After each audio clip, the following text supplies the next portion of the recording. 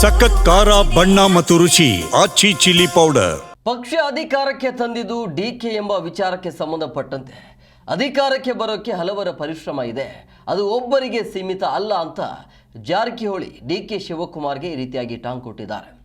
ಇತಿಮಿತಿ ಬೇಕಾಗತ್ತೆ, ನನ್ನಿಂದ ಅನ್ನೋದು ತಪ್ಪಾಗತ್ತೆ ಅಂತೇಳಿ ಬೆಳಗಾವಿಯಲ್ಲಿ ಸತೀಶ್ ಜಾರಕಿಹೊಳಿ ಈ ರೀತಿಯಾಗಿ ಹೇಳಿಕೆಯನ್ನು ಕೊಟ್ಟಿದ್ದಾರೆ. ಕೆಲವರಿಂದ ಅಧಿಕಾರ ಅನ್ನೋದು ಒಪ್ಪಲ್ಲ, ಪಕ್ಷ ಬರಲು ಶಾಸಕರದ್ದು ಕೂಡ ಕೊಡುಗೆ ಇರುತ್ತೆ. 1 ಕೋಟಿಗೂ ಅಧಿಕ ಜನ ಓಟ್ ಹಾಕಿದ್ದಾರೆ, ಪಕ್ಷ ಅಧಿಕಾರಕ್ಕೆ ಬರಲು ಶಾಸಕರ ಶ್ರಮ ಇದೆ ಅಂತೇಳಿ ಇಲ್ಲಿ ಪರೋಕ್ಷವಾಗಿ ಡಿಕೆಶಿಗೆ ಜಾರಕಿಹೊಳಿ ಟಾಂಗ್ ಕೊಟ್ಟಿದ್ದಾರೆ. ಅಂದರೆ ನಿನ್ನೆನೇ ಹೇಳಿದರು, ನನ್ನ ಹಿಂದೆ ಶಾಸಕರಿದ್ದಾರೆ, 140ರ ಶಾಸಕರ ಅಧ್ಯಕ್ಷ ನಾನು, ಸೊ ಹಂಗಾಗಿ ನನ್ನಿಂದನೇ ಅಧಿಕಾರ ಸಿಕ್ಕಿದೆ ಅಥವಾ ನನ್ನಿಂದನೇ ರಾಜ್ಯದಲ್ಲಿ ಕಾಂಗ್ರೆಸ್ ಅಧಿಕಾರಕ್ಕೆ ಬಂದಿದೆ ಅನ್ನೋ ರೀತಿಯಲ್ಲಿ ಡಿಕೆ ಶಿವಕುಮಾರ್ ಮಾತನಾಡಿದರು. ಆ ಹೇಳಿಕೆಗೆ ಇವತ್ತು ಈ ರೀತಿಯಾಗಿ ತಿರುಗೇಟನ್ನು ಕೊಡ್ತಾ ಇದ್ದಾರೆ. ಪಕ್ಷ ಅಧಿಕಾರಕ್ಕೆ ತಂದಿದ್ದು ಡಿಕೆ ಅನ್ನುವಂಥ ವಿಚಾರವಾಗಿ.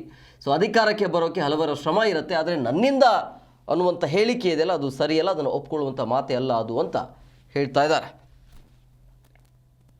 ಸೊ ಪಕ್ಷ ಬರಲಿಕ್ಕೆ ಎಲ್ಲರದು ಸಹಕಾರ ಇದೆ. ಶಾಸಕರು ಕೂಡ ತಮ್ಮದೇ ಅಂತ ಕಷ್ಟದಲ್ಲಿ, ಇನ್ನೂ ಕಷ್ಟದಲ್ಲಿದ್ದಾರೆ. ಭಾಳ ಜನ ಶಾಸಕರು ಅವರು ಆರಿಸಿ ಬಂದಿದ್ದಾರೆ, ಫಸ್ಟ್ ಟೈಮ್ ಕೂಡ ಬಂದಿದ್ದಾರೆ. ಸೊ ನಾವು ಒಬ್ಬರಿಂದ ಕೆಲವು ಜನಿಂದ ಸರ್ಕಾರ ಬಂದಿದ್ದು ನಾವು ಒಪ್ಕೋದಲ್ಲ.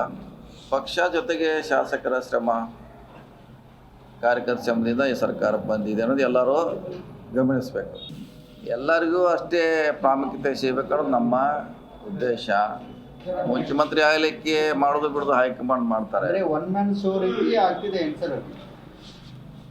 ನೋಡಿ, ಅದು ಆ ಬಗ್ಗೆ ಹೇಳಲಿಕ್ಕೆ ಹೋಗಲ್ಲ. ಆದರೆ ಈ ಪಕ್ಷ ಬರಲಿಕ್ಕೆ ಎಲ್ಲರೂ ಸಹಕಾರ ಇದೆ. ಅದನ್ನು ಕೆಲವೇ ಜನ ಅದನ್ನು ನಂದೇ ಶ್ರೇಯಸ್ ಅಂತ ತೊಗೊಳ್ಳೋಕ್ಕೆ ನಾವು ಒಪ್ಪೋದಿಲ್ಲ.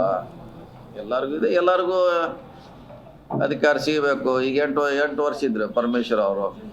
ಸೊ ಈ ಪಕ್ಷ ಬರಲಿಕ್ಕೆ ಎಲ್ಲರದು ಸಹಕಾರ ಇದೆ. ಶಾಸಕರು ಕೂಡ ತಮ್ಮದೇ ಅಂತ ಕಷ್ಟದಲ್ಲಿ, ಇನ್ನೂ ಕಷ್ಟದಲ್ಲಿದ್ದಾರೆ. ಭಾಳ ಜನ ಶಾಸಕರು ಅವರು ಆರಿಸಿ ಬಂದಿದ್ದಾರೆ, ಫಸ್ಟ್ ಟೈಮ್ ಕೂಡ ಬಂದಿದ್ದಾರೆ. ಸೊ ನಾವು ಒಬ್ಬರಿಂದ ಕೆಲವು ಜನಿಂದ ಸರ್ಕಾರ ಬಂದಿದ್ದು ನಾವು ಒಪ್ಕೋದಲ್ಲ.